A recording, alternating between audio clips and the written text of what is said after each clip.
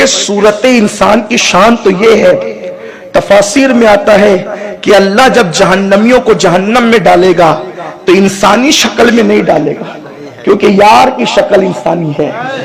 जो यार की शक्ल हो उस शक्ल में जहन्नम में कैसे डाल दे, तो पहले लोगों को बिच्छू की शक्ल दी जाएगी या कोई और शक्ल, यानी इंसानी शक्ल ली जाएगी और उसके बाद दूसरी शक्ल देकर उसे जहन्नम में जलाया जाएगा। ये शक्ल इंसानी की शान। इसीलिए कहा गया अगर गुस्से में आकर किसी को मारना भी पड़े तो इंसानों के चेहरे पे न मारा करो, क्योंकि इंसान के चेहरे कुदरत की तख्लीक का शाहकार है।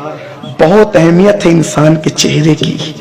इंसान के चेहरे पे मारने के लिए इजाजत नहीं दी गई। कितने पीठ पे मारो, अगर मार बहुत पहली बात तो मारो ही मत। इस्लाम मारपीट का मजहब ही नहीं है।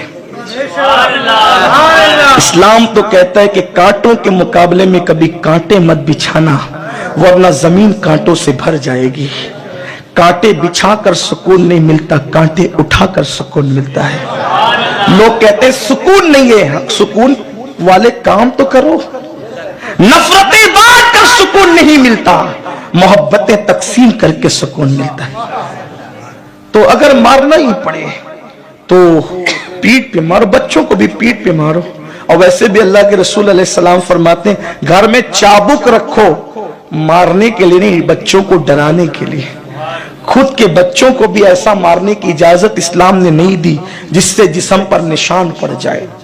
तो अर्ज कर रहा था कि वो नहवी थे, बहुत बड़े इल्म नहव के जानने वाले थे, आलिम थे, लेकिन किस्मत से खूबसूरत बीवी मिल गई थी। और आमतौर पे ऐसा ही होता है, कोई एक थोड़ा कम होना तो अहमियत ज्यादा होती है। इसलिए कि अगर सभी गुल बन जाएं तो फिर गुलों की अहमियत कहाँ रहे। इसीलिए कुदरत जब गुलिस्तां में गुल पैदा करती है तो साथ साथ कांटे भी पैदा करती है, ताकि कांटे चुभेंगे तो फूलों की निकहतों की अहमियत लोगों को पता चलेगी। तो सभी खूबसूरत हो जाए तो हुस्न वाल। एक मर्तबा हारून रशीद की दो कनीजें थी, दोनों में मुनाजरा हो गया, तुम खूबसूरत कि हम खूबसूरत।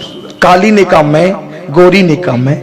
फिर उसने कहा मैं, उसने कहा मैं अल्लाह को तो पसंद ही नहीं है। लेकिन गोरी से फिर काली ने कहा ए गोरी, तू अपने आप की फजीलत मुझ पे साबित करती है। अगर तेरा थोड़ा सा गोरा रंग मेरे चेहरे पे आ जाए तो लोग कहेंगे इसको बरस हो गया और ऐब हो जाएगा, लेकिन मेरा थोड़ा सा काला रंग तेरे गाल पे आ जाए तो लोग कहेंगे तिल कितना खूबसूरत है, तिल कितना खूबसूरत है। तो रंग की अहमियत नहीं है, असल रंग तो सिबगतल्लाह है। सिबगतल्लाह वमन अहसन मिनल्लाह सिबगा। अल्लाह के रंग में रंग जाओ, अल्लाह के रंग से बेहतर कोई रंग है ही नहीं। तो कहा तेरा रंग मुझ में आ जाए तो लोग कहेंगे कि बरस वाली हो गई, मेरा रंग तुझ में जाए तो कहेंगे कि तिल कितना खूबसूरत। और फिर तिल आ जाता है यार के